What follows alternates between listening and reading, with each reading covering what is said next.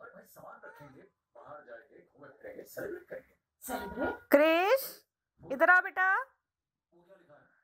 क्रिश, हाँ, यही तो वो शहर है जहाँ हमने अपनी जिंदगी की शुरुआत की थी, सुहागरात बनाई थी। चल, अगर हमारे कहने इसके बारे में बात नहीं सोचना।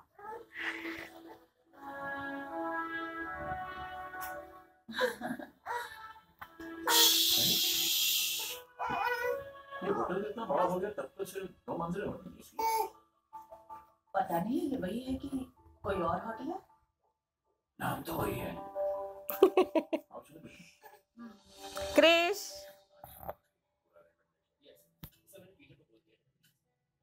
है तो ये वही होटल। देखो ये पेंटिंग तभी ही लगी हुई थी। अम्मा वहाँ ये पेंटिंग तो वहाँ थी, that is done, sir। यहाँ तो जीना हुआ करता था, याद है तुम्हें? मुन्ना खो गया था, उसके ऊपर हमें वही मिला था। हाँ वैसे हाँ, रूम नंबर तो आपको याद है ना?